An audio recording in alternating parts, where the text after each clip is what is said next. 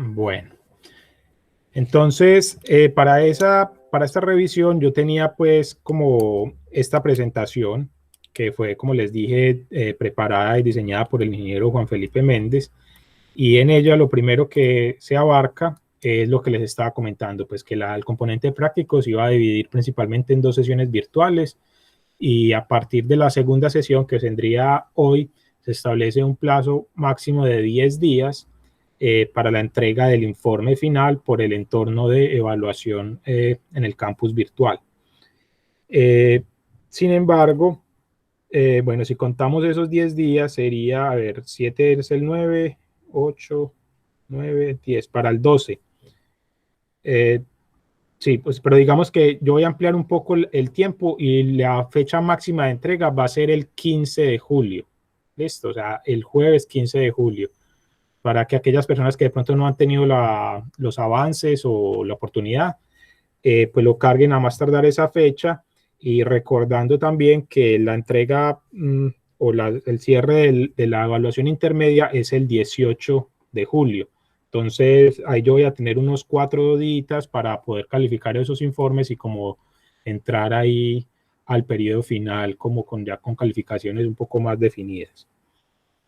Entonces, ya entrando un poco más en el tema, lo primero es que hay que reconocer que las estrategias de prevención de cambio climático, digamos que están mucho más desarrolladas, y la vanguardia en este momento está desarrollada principalmente por la Unión Europea, ¿cierto? Digamos que entre los países desarrollados, la Unión Europea ha tomado como un liderazgo a nivel mundial con relación a todo lo del tema de cambio climático, en gran medida pues por un desarrollo histórico que se ha venido dando en Europa desde a mediados de los años 70, donde los fenómenos de contaminación transnacional motivaron la interacción entre los países para desarrollar normatividad ambiental, por ejemplo. Entonces, si uno revisa, digamos que el contexto histórico en el cual se desarrolla la normatividad ambiental, vemos que, por ejemplo, en Europa, por conflictos que hubo a raíz de la contaminación, por ejemplo, del río Danubio, o contaminación transfronteriza entre España y Portugal, y entre diferentes países industrializados, hubo la necesidad de fortalecer unos mecanismos de participación multilaterales en los cuales los países, digamos que empezaron a fortalecer todo el tema de la normatividad ambiental, que a partir de allí fue que se empezó a regar o esparcir, digamos, por otras regiones del planeta. Eso sin desconocer, pues, que también hay otros escenarios, pues, en Asia y, bueno, en otras regiones del planeta, donde también se han desarrollado estos procesos, pero digamos que nosotros tenemos una fuerte influencia, obviamente, de España y el lado occidental del mundo, y por lo tanto, digamos que Europa siempre ha sido como un pionero, pues, en este tema. Y en cuanto a cambio climático, hubo un gran avance con lo que se conoce como los Acuerdos de París, que fue en estos acuerdos cuando los países miembros de las Naciones Unidas acordaron reducir sus emisiones hasta cumplir con unas metas de calentamiento que en un primer lugar se habían establecido en 2 grados centígrados. Entonces, pero lo que se vio después es que entró a participar el Comité Científico de las Naciones Unidas sobre el Cambio Climático, que se conoce como el IPCC, y ellos emitieron un informe en el cual hacen una alerta mundial sobre los efectos del calentamiento global y cómo iba a afectar las diferentes regiones del planeta. Y con base en esos resultados científicos, los países decidieron no obtener una meta de 2 grados, sino hacer todo lo posible por llegar a una meta de máximo 1.5 grados.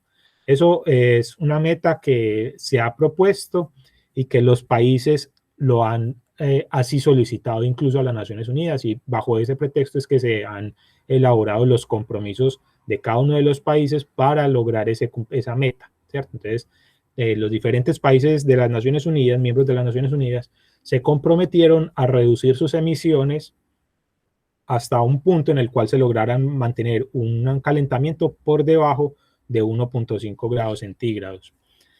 Esos acuerdos y esos compromisos se conocen, es lo que conocemos como la contribución nacionalmente determinada. que es lo que se conoce como la NDC, que es en inglés pues se determina como Nationally Determined Contribution, que en esas NDC es donde todos los países dicen cuál va a ser su contribución a la reducción de emisiones a nivel mundial. Entonces tenemos pues por un lado esa parte de la NDC, pero adicionalmente existen otros documentos de un mayor alcance que ya son también a nivel nacional, que son la estrategia climática de largo plazo, que es la que se conoce como la E2050. Y adicionalmente existen otros documentos que también son de carácter multilateral o internacional, que es lo que se conoce como los Objetivos de Desarrollo Sostenible, en los cuales pues existen algunas de estos objetivos que están directamente relacionados con el tema de la sostenibilidad ambiental. Entonces ahí están dentro de la diapositiva, como por ejemplo el Objetivo de Desarrollo Sostenible el número 3, el 7, el 9, el 11 y el 13. Por último, también es importante reconocer que existen algunas medidas y estrategias de control de emisiones atmosféricas y que esas medidas pueden ser de muchos tipos, algunas de ellas direccionadas principalmente a la reducción de las emisiones. Entonces existe lo que se denomina como filtros antipartículas, que por ejemplo en Colombia estuvieron muy en debate hace algunos años con el tema de Transmilenio. Y también existen otros mecanismos así del mismo tipo como la selección catalítica, la reducción catalítica selectiva, que lo que hace es convertir algunos de esos gases de los exhaustos de los vehículos hasta gases menos nocivos para las personas y para el ambiente. Y es que, como ustedes bien lo saben, existen varios gases que son de efecto invernadero, pero el potencial de calentamiento global de cada uno de los gases es diferente. Es decir, no es lo mismo emitir una tonelada de metano que emitir una tonelada, por ejemplo, de dióxido de carbono. Ustedes ya me imagino que saben que, por ejemplo, una tonelada de metano puede calentar o tiene un potencial de calentamiento global de más de 20 veces el equivalente al del CO2. Y así, del mismo modo, pues existen unos potenciales de calentamiento para diferentes gases. Entonces existen para óxidos de nitrógeno, para hexafluoruro de azufre, que por ejemplo el hexafluoruro de azufre tiene un potencial de calentamiento de 20.000 veces al dióxido de carbono. Y así pues existe una lista gigante de diferentes gases que tienen el potencial de calentamiento y que por lo tanto deben ser tratados y mediante, por ejemplo, la reducción catalítica selectiva. Y digamos que esa es muy direccionada al tema de transporte, que es en fin lo que trabaja esta guía.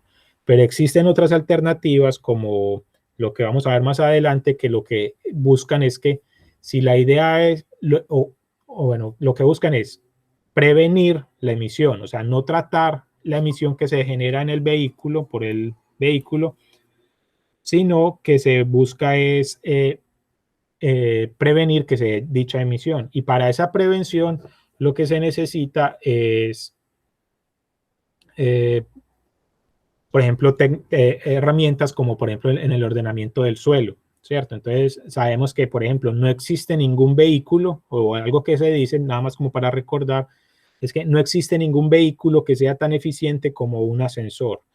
Eso suena como muy raro, pero lo que encierra ahí es que si tenemos ciudades que son densificadas, pues las personas no tendrían que moverse, desplazarse grandes distancias, y por lo tanto, si una ciudad se densifica, pues reduce también sus emisiones derivadas del transporte, por ejemplo. Entonces, cuando queremos atacar un problema con el cambio climático y el calentamiento global, no solamente debemos centrarnos en estas alternativas como las que se incluyen en este trabajo, sino también en otras como las que vamos a ver más adelante y que también hacen parte de la guía, que es las que hablan, por ejemplo, de evitar, mejorar o cambiar los sistemas de transporte. ¿Ves? Y otra cosa que quería resaltar el director, pues el diseñador de este curso, es que existen varias formas de hacer la planeación en cuanto a la revisión de cambio climático. Una de ellas es la que se conoce como forecasting, que es, por ejemplo, el ejemplo del NDC, donde los países tienen claro cuál es la situación actual y ellos proponen cómo van a ir mejorando en el tiempo de acuerdo a esos datos que tienen en este momento y cómo se pueden ir proyectando hacia el futuro. Pero existe otra que es la que se denomina backcasting, que es la que está más relacionada con la estrategia 2050, y es que Colombia en esa estrategia propone ser neutro, o sea, no tener emisiones neutras hacia el año 2050, y lo que busca con ese backcasting es que empezamos a mirar si ese es el futuro que tenemos, qué debemos hacer para devolvernos en el tiempo. O sea, mientras una se proyecta hacia el futuro, la otra es, con base en el objetivo, cómo empezar a cumplirlo en una visión, pues como en la dirección contraria. Las NDC, que es el de forecasting, pues están mucho mejor desarrolladas y pueden ser consultadas en la página de las Naciones Unidas sobre cambio climático. Entonces allí ustedes entran y pueden ver un comparativo de cómo son, por ejemplo, las NDC de países como Noruega o países de la Unión Europea o países como México, países más parecidos a nosotros, y podemos analizar cómo son nuestras metas en comparación de dichos países. Entonces, si miramos, hacemos un análisis de esa información, lo que podemos ver es que, por ejemplo, nosotros tenemos una meta de reducción de alrededor del 30%, pero lo que se diferencia con relación a los países europeos o los países más desarrollados es que nosotros tomamos como base el business as usual. Entonces, lo que hacemos es como una proyección de cuál sería supuestamente el crecimiento económico de nuestro país, y luego a partir de ese punto que estimamos para el año 2030, hacemos una reducción. Decimos, bueno, nosotros creemos que en el 2030 vamos a tener unas emisiones de este nivel y por lo tanto proponemos una NDC, una reducción de nuestra contribución como NDC va a ser del 30% a partir del año de ese business as usual. Pero eso, pues obviamente tiene sus truquitos, ¿cierto? Porque si, por ejemplo, Colombia hace una predicción muy alegre, digamos, ¿cierto? O sea, creemos que vamos a crecer más de lo que en realidad lo vamos a hacer, entonces vamos a decir que nuestro nivel de crecimiento no va a ser acá al 2030, sino que nos vamos a subir hasta acá. Y luego decimos que el 30% va a ser acá, pero en realidad, pues lo que estamos teniendo es una reducción o una contribución que estaría muy por debajo a lo que realmente deberíamos estar haciendo. Esa sería como una crítica que podríamos hacer, una autocrítica, porque pues obviamente Colombia somos todos nosotros, y por lo tanto ahí hay como algo que podríamos mejorar, digamos. Pero si miramos, por ejemplo, los NDC de países desarrollados como Noruega, por ejemplo, pongo como un ejemplo que es uno de los países más desarrollados, por ejemplo, en el tema de objetivos de desarrollo sostenible, vemos que ellos no hacen una estrategia basada en el business as usual, sino que se centran en datos que ya conocen, por ejemplo, en las emisiones de 1990. Y ellos dicen que van a hacer unas reducciones con base en esas emisiones de 1990, y lo cual significa que si Noruega como país sigue creciendo económicamente, pues obviamente a mayor desarrollo económico hay mayores industrias, mayor movimiento, mayor mercado, más importaciones y tal, y por lo tanto las emisiones aumentan, pero ellos están diciendo que aún así el país esté aumentando en su economía, aún así van a lograr reducir las emisiones con relación al año 1990, lo cual es un compromiso muy fuerte y que, pues, que se celebra pues, a nivel mundial, y que sería muy interesante que nosotros también quizás en una próxima revisión podamos establecer unas metas de dicho sentido. Eso pues digamos a manera de crítica. Sin embargo, también podríamos decir a forma positiva es que Colombia en su estrategia 2050 ha propuesto que va a ser un país con CO2 neutro. ¿Eso qué quiere decir? Quiere decir que al año 2050 todavía vamos a seguir emitiendo, ¿cierto? O sea, todavía van a haber carros, va a haber industria, vamos a consumir energía, y la energía pues genera unas emisiones. Sin embargo, Colombia también se ha comprometido a hacer unas capturas de ese dióxido de carbono que se está emitiendo, de forma tal que vamos a tener un balance neutro. ¿Listo? O sea, por un lado, supuestamente vamos a estar emitiendo, o supuestamente no, vamos a estar emitiendo, pero por el otro lado vamos a estar capturando. Y para ello, pues hay unas estrategias de reforestación, estrategias de captura de gases de efecto invernadero directamente desde la atmósfera, y diferentes estrategias que se ha comprometido el país y que cree que en el año 2050 lo va a lograr. Esta es una meta muy importante y que es muy difícil de cumplir y que incluso es la misma meta que se ha propuesto la Unión Europea. Entonces vemos que en ese sentido Colombia sí pretende simular o alcanzar incluso los niveles que presenta la Unión Europea, lo cual es pues un compromiso muy grande y que pues debemos estar ahí disponibles pues como para contribuir en lo que podamos pues. Bueno, eso por ese lado. Por el otro lado, existe pues lo que les dije sobre los objetivos de desarrollo sostenible y que hay algunos de ellos que están directamente relacionados con el tema de cambio climático y calentamiento global. Entonces, hace 3 diapositivas les mostré pues que algunos de ellos estaban directamente relacionados, como por ejemplo el objetivo número 3. Y es que cuando pensamos en cambio climático, en calentamiento global, pensamos solamente en temperatura, ¿cierto?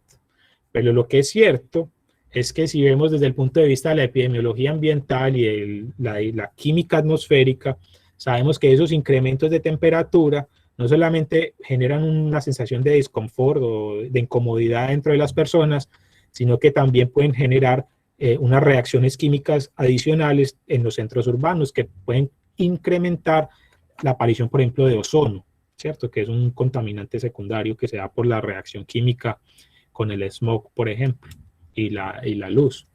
Entonces, con base en esos efectos del calentamiento climático, el cambio del calentamiento global, esperaríamos mayor incidencia de enfermedades respiratorias, por ejemplo, en los centros urbanos. Y sabemos que en la actualidad, pues durante los últimos 7 años, la calidad atmosférica dentro de nuestras ciudades ha venido decayendo significativamente. Es decir, yo llevo casi 7 años viviendo en Hungría, donde vine a hacer el doctorado y ahora pues estoy haciendo un postdoctorado. Y recuerdo que cuando yo viví, pues en el 2015, que dejé el país, 2014, 2015, la calidad atmosférica del aire pues era mala, pero dentro de estándares normales, digamos. Pero ahora que volví en el año 2019, pues de verdad que por lo menos en la ciudad de Medellín existen unas emergencias atmosféricas muy significativas y que los sistemas de control de la movilidad, por ejemplo, pues deben poner mayor atención ahí porque existe pues una grave problemática al respecto. Y eso lo vemos pues en las noticias a nivel nacional, donde aparecen diariamente pues las emergencias naranjas en la ciudad de Medellín, en la ciudad de Bogotá y en diferentes ciudades a nivel pues, nacional. Entonces, vemos pues como el cambio climático no solamente es un aspecto de temperatura, sino que también va a tener influencia dentro de otros ecosistemas sociales, digamos, dentro de otros sistemas sociales, como por ejemplo el tema de la salud, con lo que les mencionaba sobre contaminación atmosférica, o también, por ejemplo, se sabe que con el calentamiento global, algunas de los, por ejemplo, de los vectores de transmisión de enfermedades como la malaria o el dengue van a empezar a colonizar nuevos espacios que antes no existían. Entonces, por ejemplo, la ocurrencia de, qué sé yo, de zancudos en una ciudad como Bogotá, pues no existe, ¿cierto? Es muy improbable. Pero a medida que el calentamiento global y que las temperaturas vayan aumentando, pues estos vectores de enfermedad van a empezar a subir y colonizar nuevos espacios. Y eso es algo que también se ha visto, por ejemplo, en la ciudad de Medellín, donde pues la ocurrencia de dengue ha venido incrementando y por lo tanto ustedes pueden buscar en YouTube incluso, hay unas investigaciones muy importantes de parte de la Universidad de Antioquia sobre cómo hacer un control biológico de dichos vectores. Bueno, otra cosa muy importante que deben saber ustedes sobre el tema de objetivos de desarrollo sostenible es que si bien ambos objetivos son positivos, es decir, por un lado tenemos que luchar contra el calentamiento global, que es lo que se procura con el Acuerdo de París y los NDC, y por el otro lado tenemos los objetivos de desarrollo sostenible que buscan erradicar la pobreza, erradicar el hambre e incrementar la sostenibilidad urbana, por ejemplo, la sostenibilidad de los sistemas sociales.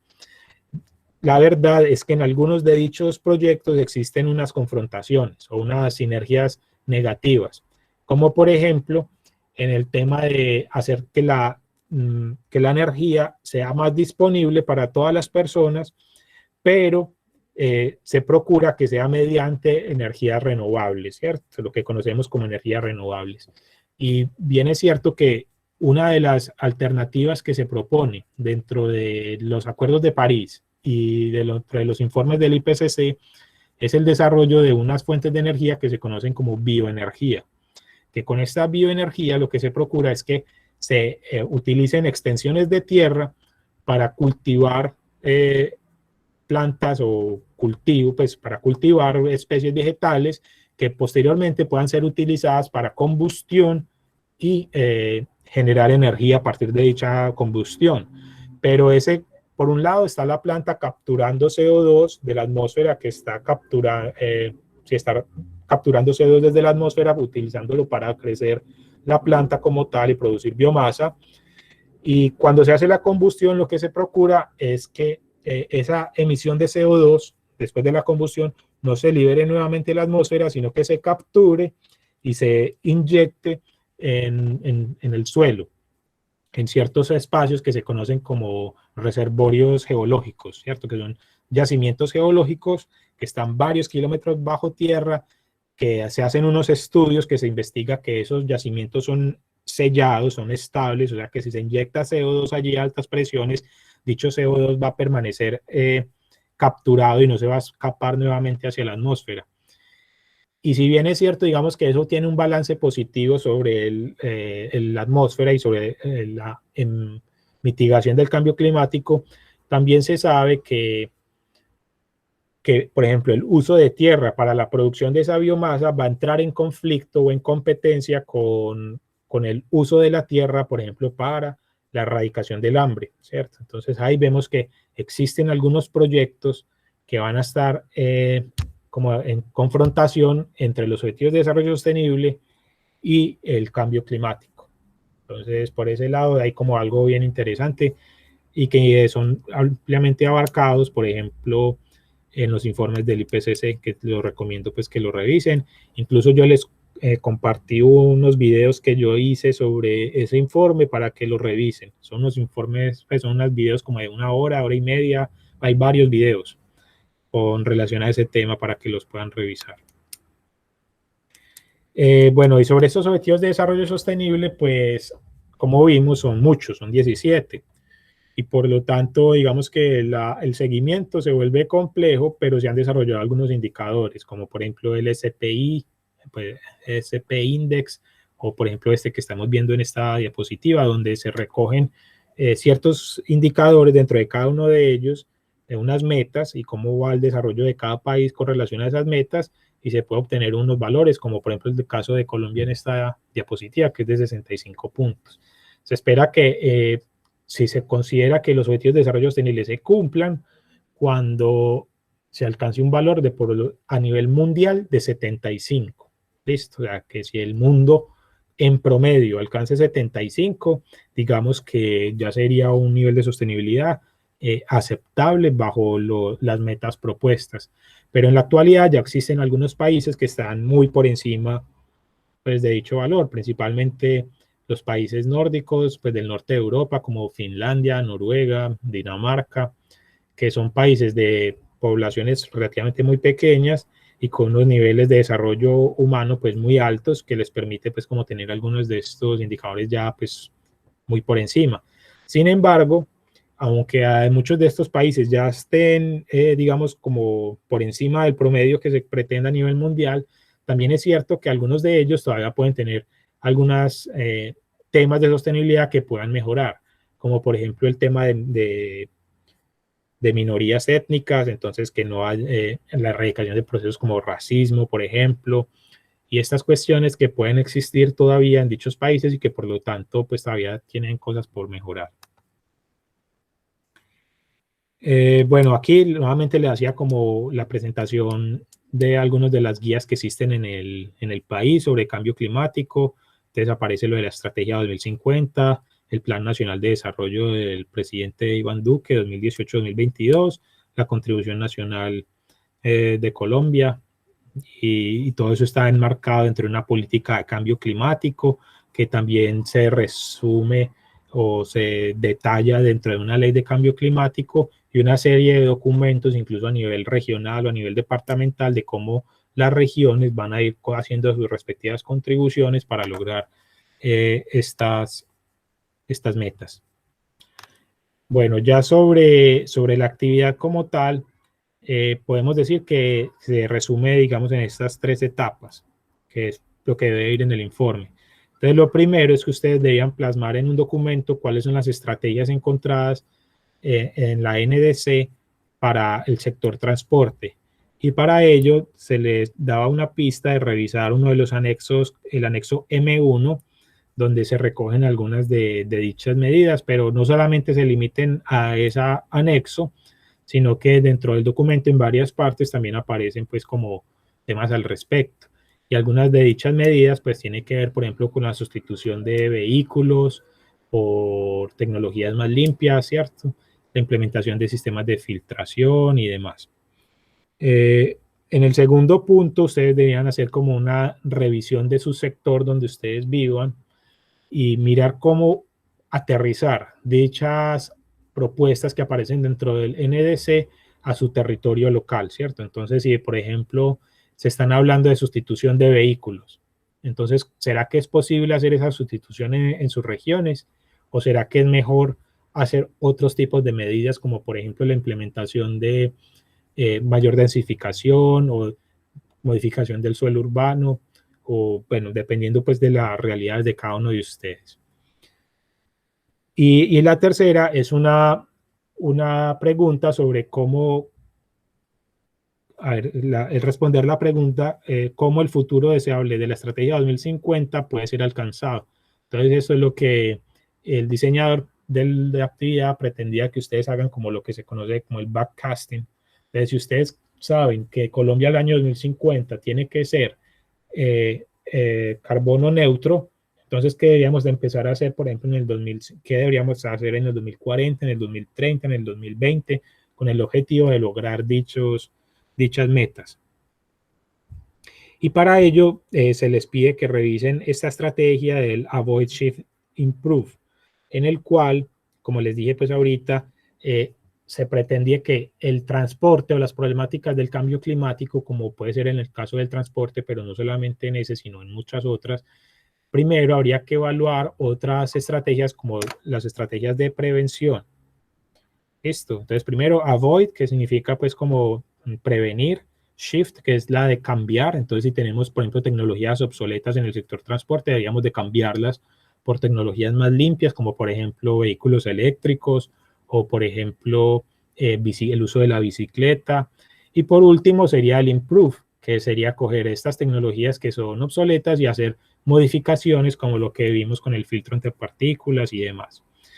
En la guía también se les pedía que hagan una revisión no solamente del transporte carretero, ¿cierto? Que es el transporte que vemos nosotros, pues carretera, o sea, el transporte normal, sino que también el transporte no carretero, como por ejemplo aquellos que van en rieles, entonces trenes, barcos o sistemas aéreos y demás. Y para ello, entonces, pueden revisar pues, diferentes fuentes. Por ejemplo, en YouTube aparece muchísima información sobre el tema de hidrógeno. Entonces, cómo está la situación actual en la producción de hidrógeno. Porque, por ejemplo, una de las tecnologías que se promovía mucho para la sustitución de combustibles era precisamente, pues, combustibles fósiles, era usar como combustible el hidrógeno. Sin embargo, en la actualidad ya se sabe que dependiendo de la forma como se extraiga dicho hidrógeno, puede ser incluso igual o más contaminante que el uso del combustible fósil como tal. Entonces, por eso es que ya se ha desarrollado el concepto de lo que se conoce como hidrógeno verde. Y es que puede utilizarse otras fuentes de energía que son sostenibles, como por ejemplo la fotovoltaica, para la producción de hidrógeno mediante reacciones de electrólisis. Entonces, una de las desventajas que tienen los sistemas de producción de energía sostenible, como puede ser la eólica o la generación por fotovoltaica, la solar, es que tiene muy poca confiabilidad. Es decir, si, por ejemplo, si tenemos una fuente eólica, pues el viento no va a estar constantemente las 24 horas soplando en la dirección adecuada para hacer que las aspas giren a la velocidad correcta y pues se pueda generar la energía. y por lo tanto pueden haber unos picos en los cuales hay una gran cantidad de viento en las condiciones adecuadas para la producción de energía, pero después tenemos unos valles en los cuales hay poco o nada de generación. Entonces lo que se pretende es que, por ejemplo, en esos picos máximos de generación de energía por uso sostenible o por generación sostenible de energía, se utilice para la producción de hidrógeno, por ejemplo. Entonces, con ese exceso de energía, pues lo que se podría hacer es con el uso de celdas electrocatalíticas, hacer lo que se conoce como water splitting o la ruptura de la molécula del agua, producir hidrógeno y ese hidrógeno se puede almacenar. Y la ventaja de tener hidrógeno es que si necesitas producir energía, pues es como prender una planta térmica, o sea, es a voluntad, que eso es la ventaja que tiene, digamos que las fuentes de energía convencional como la térmica, que si hay un pico de demanda de energía en una ciudad, pues simplemente prenden la térmica y él con toda seguridad va a tener acceso a la energía ahí disponible. Entonces, digamos que esa es como una de las discusiones que existe a nivel mundial sobre cómo hacer un balance, una malla inteligente para el aprovechamiento de energías solares o energías renovables. Y también pues se pedía pues una conceptualización de los objetivos de desarrollo sostenible, una hoja de ruta pues sobre la estrategia 2050 y revisar pues lo del enfoque Avoid, Shift, Improve. Bueno, entonces eso era como lo que se quería abarcar en la primera sesión. Ahora yo quisiera es como escucharlos a ustedes, qué estrategias han revisado o qué comentarios pueden tener sobre esta guía para que las discutamos en este momento y que les pueda servir pues a ustedes y también a las personas que van a ver este video pues después. Entonces pues los escucho. Pues, instructor Juan Fernando, lo que pasa es que nosotros en la anterior sesión ya habíamos hablado sobre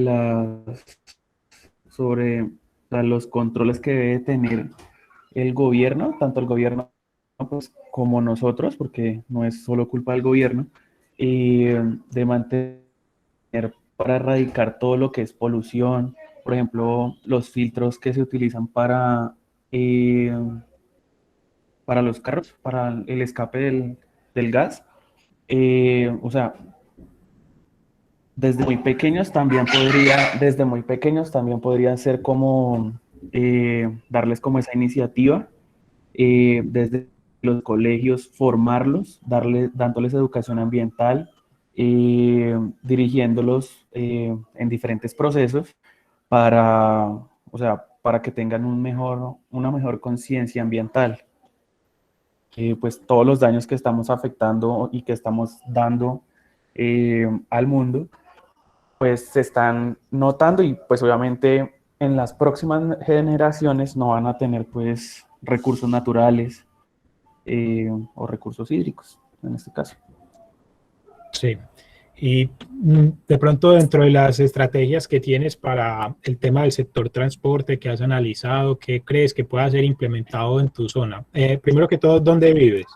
¿Bogotá? Yo vivo en Bogotá, sí señor. Ah, bueno. Porque en Bogotá pues es una ciudad, pues la ciudad capital de nuestro país, y digamos que tiene mayor permeabilidad de todas las tecnologías que se están desarrollando a nivel mundial, aunque existen problemas pues obviamente de tráfico y de desarrollo de infraestructura vial.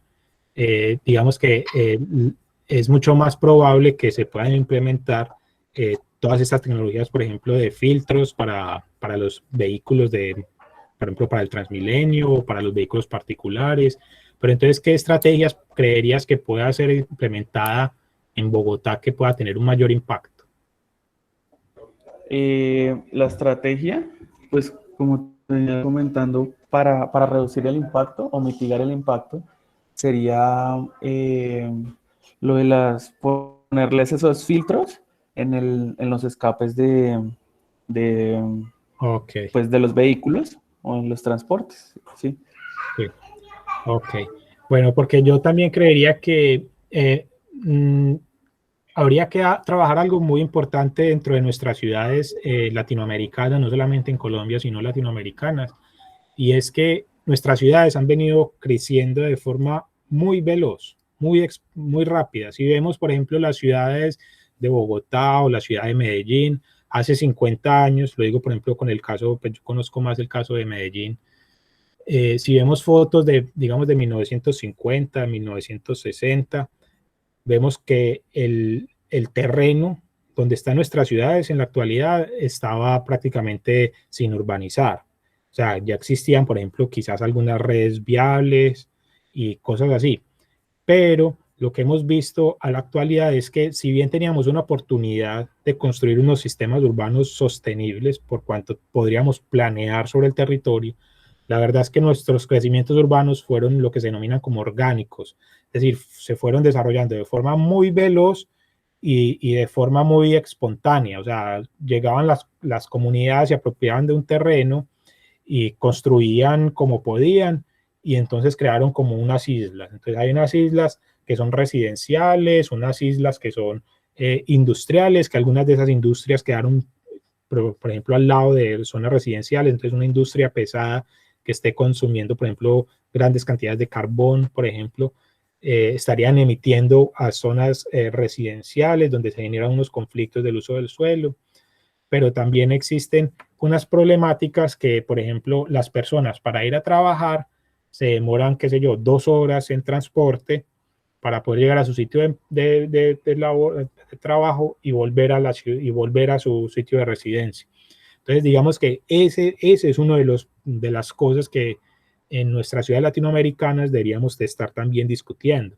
Y es que, si bien es cierto, tenemos unas ciudades que son densificadas, por ejemplo, Bogotá es una ciudad que es densificada, pero la planeación del uso compartido del suelo tendríamos que mejorarlo para que dichos tránsitos se pudieran hacer, por ejemplo, caminando incluso, o por medios de transporte sostenibles, como por ejemplo el uso de la bicicleta. Entonces, construcción de ciclorrutas, obviamente pues eso requiere un tema de seguridad también, pero empezar a trabajar en dicha dirección. O sea, no solamente podemos pensar que la solución a las problemáticas de sostenibilidad en el sector transporte se deban limitar al uso de filtros, que bien es cierto, son muy importantes y que, por ejemplo, están utilizados en estas normas Euro.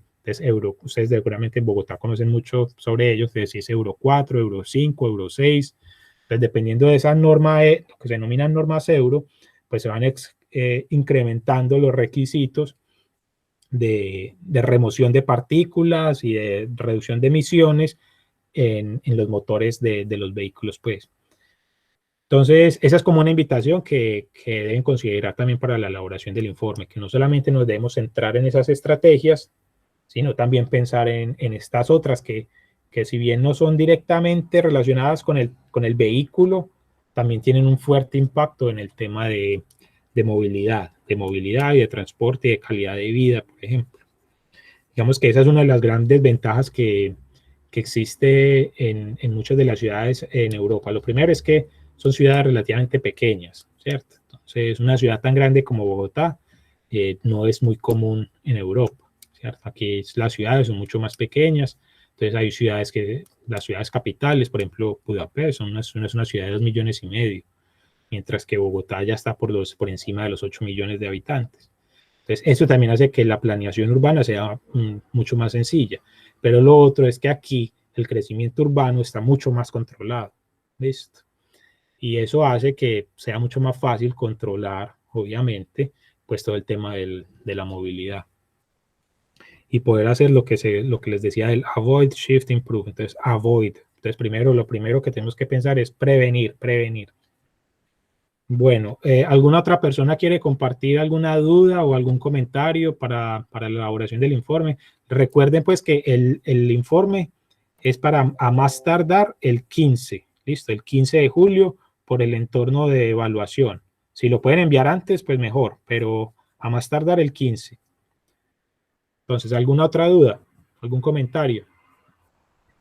Instructor, una preguntita. Lo que pasa es que anteriormente, en el primer lugar, cuando estábamos en la primera sesión, también hablábamos sobre la, porque los controles, o sea, las entidades públicas, en este caso el ministro de Salud, el ministro eh, de Ambiente, todos esos lo que hacen es primero enviarlos o están a la cabeza de un abogado.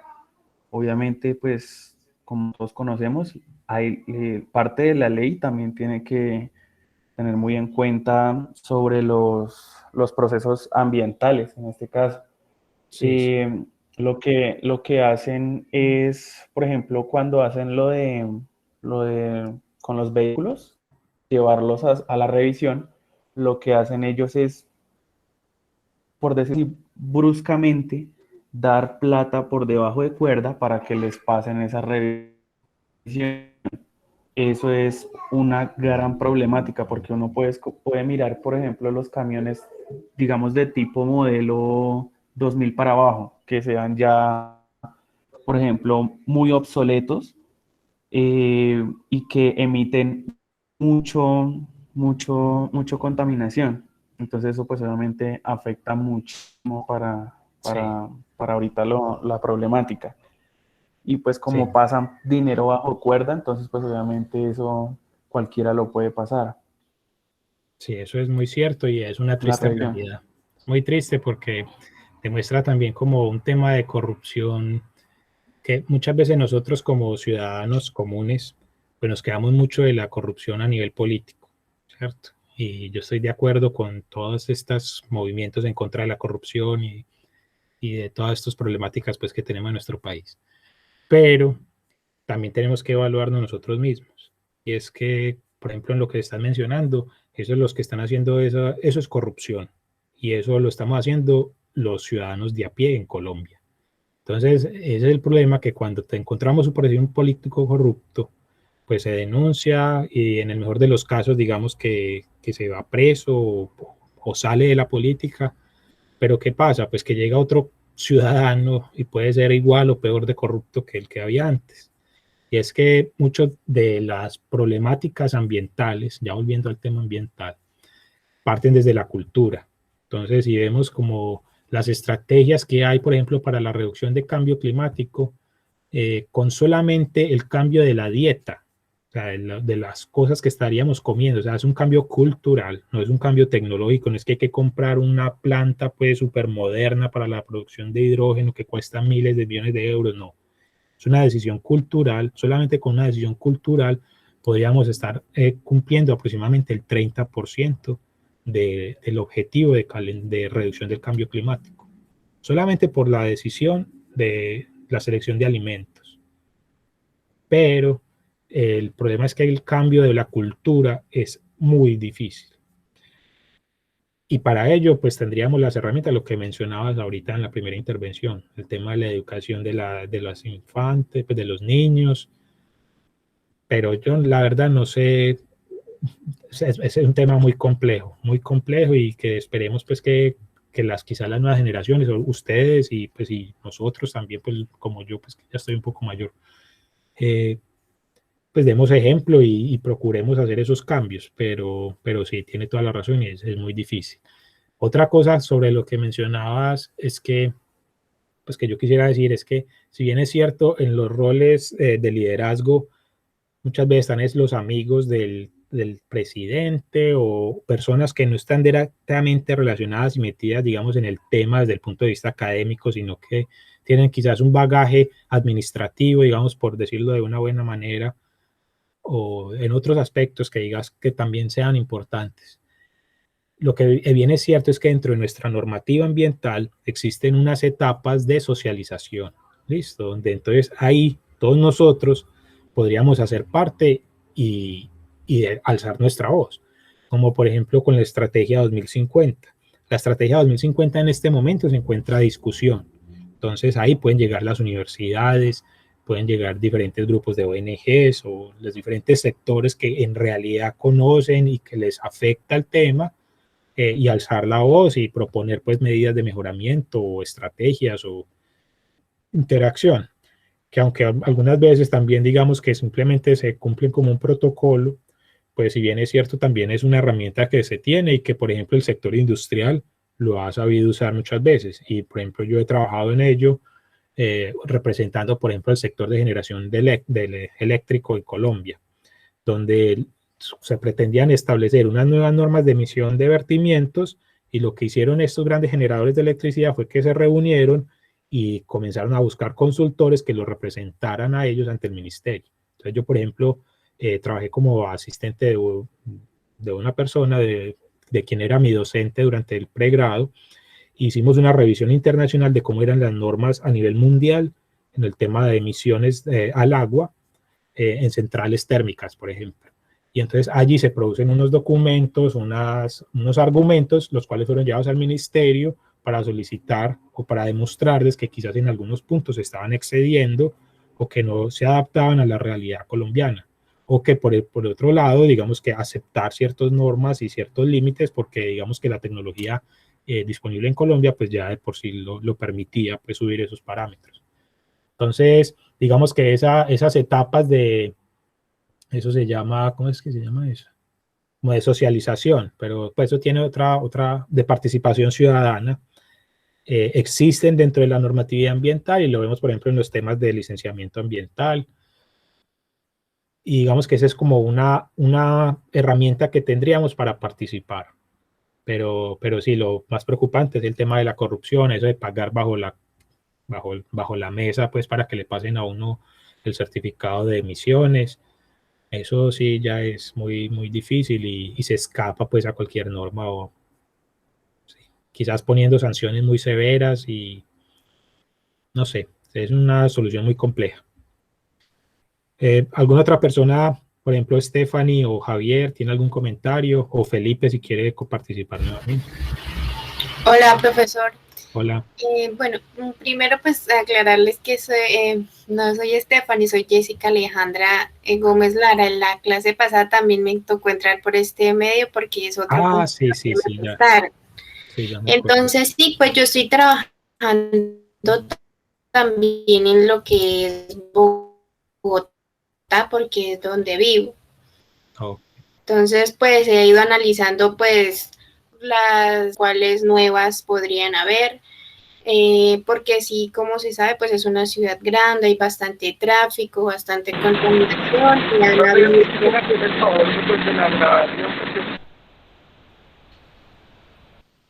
¿Aló, Javier?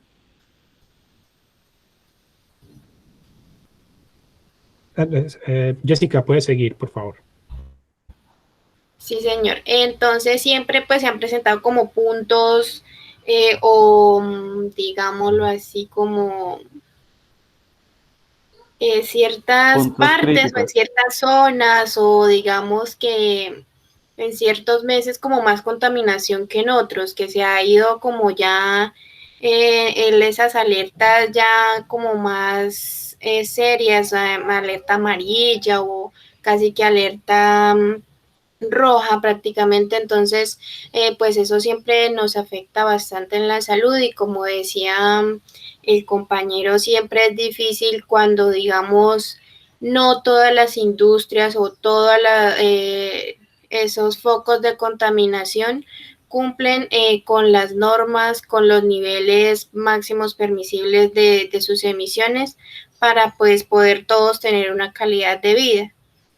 Entonces sí es importante eso, y pues también en lo que es la parte de la cultura ciudadana, ir aportando nosotros como personas y pues generar al menos un cambio, que la otra persona diga, bueno, pues esto se ve que está funcionando, esa persona está haciendo esto y otro, yo también lo voy a hacer, o pues ir también ayudando como en la comunidad a crear esa conciencia ciudadana, esa cultura ciudadana para poder mejorar y pues disminuir el cambio climático. Sí, muy bien. Sí, muy interesante. Y sabes, ya me acordé de algo también que ustedes pueden revisar, ustedes que están en la ciudad de Bogotá. Bueno, anterior al todo el tema del Acuerdo de París, existía lo que se conocía como el Protocolo de Kioto. De pronto ustedes lo conocen también, que fue algo similar a un primer esfuerzo internacional, digamos, para reducción de gases de efecto invernadero, y en ese protocolo hubo una división entre países. Entonces están los países más desarrollados, ¿cierto?, que principalmente Europa y pues, Norteamérica, algunos de Asia y bueno. Y por el otro lado estaban los países que eran lista B o anexo B, que eran los países más pobres, digamos, sino que no le decían así, sino que es que anexo B. Y en esos países pues estábamos nosotros, obviamente, pues Colombia. Y dentro del protocolo de Kioto se generaron unas cosas que se conocen como los mecanismos de desarrollo limpio, los proyectos MDL. Y en Bogotá se implementó uno de los proyectos que se enmarcó dentro de los proyectos MDL. Y es precisamente con algunas, creo que era la línea 3 y la línea 4 del Transmilenio. Pues yo eso lo vi hace ya muchos años, entonces no recuerdo bien el número, pero creo que era la 3 y la 4. Y con base en esos proyectos, lo que se hizo fue que se generaron lo que se conoce como certificados de reducción de emisiones, que es que por la implementación de esos proyectos de Transmilenio, lo que se hizo fue una sustitución de ciertos vehículos obsoletos, por ejemplo, que emitían grandes cantidades de emisiones, por unos vehículos que se supondrían que iban a ser mucho más eficientes y que por lo tanto se generaría una reducción de emisiones. Con base en esas reducciones de emisiones se establecen lo que son como unas acciones y el proyecto de Transmilenio podría vender esas acciones a los países desarrollados diciendo, bueno, nosotros redujimos emisiones atmosféricas y eso nos costó unos esfuerzos económicos y unos esfuerzos, ¿cierto?, de capital, y por lo tanto podemos venderles a ustedes unos bonos de emisiones, que son los que conocen como los CERs. Entonces, en Bogotá se han implementado ese tipo de estrategias y quizás valdría la pena para ustedes que lo revisen y analicen, por ejemplo, si se podría implementar algún tipo de proyecto de ese estilo nuevamente en la ciudad o si de pronto los proyectos más recientes también lo están cumpliendo. Yo creo que en Bogotá implementaron como unos cables aéreos también, ¿no? Hace un año o algo así, creo. Pero bueno, no estoy muy seguro. Pero, por ejemplo, en Medellín también se implementaron unos cables aéreos de ese estilo, donde la implementación de estos sistemas de movilidad, digamos que más eficientes, podrían reducir emisiones y, por lo tanto, ser vendidos como proyectos limpios. Exacto, sí. No recuerdo la zona, pero sí recuerdo haber visto la noticia que se implementaron. Creo que, bueno, yo no voy a hablar de política, pero ya, dejémoslo así porque no sabes. El caso es que el desarrollo de ese tipo de estrategias tiene un alto impacto también en la movilidad y puede generar también como unos recursos ahí para la gestión de los proyectos y por ejemplo, captar inversión extranjera para el desarrollo de dichos proyectos, porque si vamos a generar unos certificados de emisiones certificados de reducción de emisiones, entonces hay industrias a nivel, por ejemplo, en empresas europeas que están interesadas en participar en dichos proyectos para poder tener acceso a dichas reducciones. Entonces hay unos mecanismos de transferencia de tecnología y de recursos entre los diferentes países que son promovidos por las Naciones Unidas y por estos protocolos y los acuerdos pues, internacionales. Entonces, sin embargo, bueno, ya como también para compartirles algo, ahora pues en la Unión Europea está lo que se conoce como el European Green Deal, lo que les estaba diciendo, y es precisamente en uno de esos aspectos económicos que ahora el mundo está como en un suspenso, porque si bien ustedes ya saben pues que el mundo en este momento hay una guerra comercial activa, principalmente entre Estados Unidos y la China, y Estados Unidos quiere coger a Europa como el equipo de ellos, pero la Unión Europea está jugando como a las dos bandas. Entonces, por un lado se muestra como del lado de Estados Unidos, por el tema de protección de los derechos humanos y no sé qué, y por el otro lado está muy interesada pues en fortalecer relaciones comerciales con la China, porque digamos que es la economía que está creciendo y desarrollando infraestructura por todo el mundo y por lo tanto pues no quieren ponerse a pelear con un inversionista de semejante tamaño. Y lo que pasa ahora con el European Green Deal es que el continente europeo quiere ser el primer continente en ser carbono neutro y para ello va a proponer unos mecanismos económicos que limiten la compra de insumos, de materias primas o de productos de países que estén contaminando o de procesos productivos que sean altamente contaminantes. Entonces van a empezar, si usted va a comprar, digamos, una billetera, entonces van a ver que ese cuero y que esa manufactura se haya desarrollado con unas tecnologías limpias, y si no lo es así, entonces le van a poner un impuesto, ¿cierto? Entonces, algo así como parecido a un análisis de ciclo de vida. Entonces, analizan cuáles son las emisiones asociadas a un producto, y con base en dichas emisiones se va a imponer un impuesto. Pero ya la China dijo que eso no lo iba a aceptar, porque eso sería una medida de lo que ellos denominan proteccionismo. Y el problema es que ya en el pasado ha surgido esa confrontación entre Europa y la China, y el primer round, digamos que lo ganó la China, porque cuando le quisieron poner ese impuesto a la China por contaminación, pues la China dijo que, bueno, ustedes me lo ponen, pero nosotros también vamos a poner, y segundo, no les vamos a comprar, por ejemplo, la flota de Airbus, que en ese momento era como, iban a comprar miles de aviones de Airbus, y por lo tanto eso genera miles de empleos en Alemania, en Francia, y ante esa situación, digamos que Europa se echó para atrás y dejó eso quieto, hasta ahora nuevamente con el European Green Deal.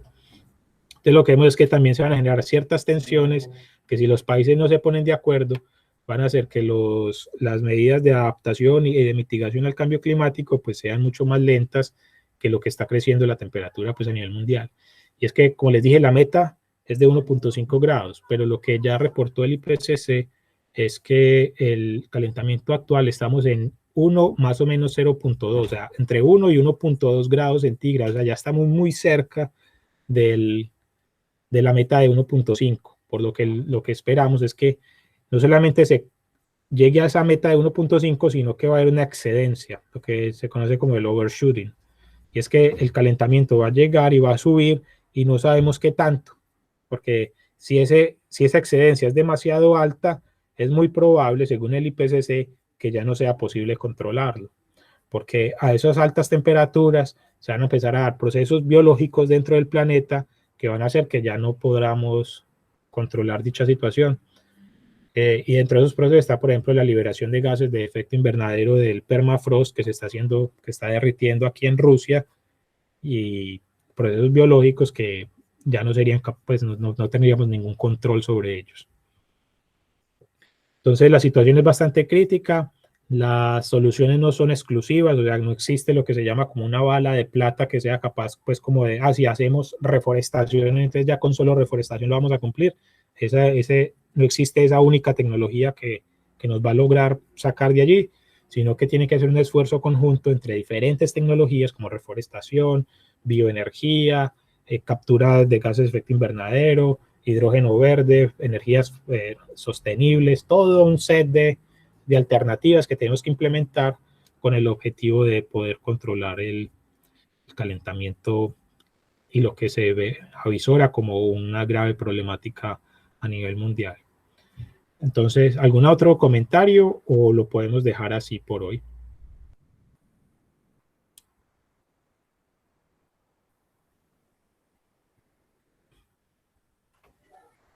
Pues ya, instructor, yo ya no tengo más para aportar.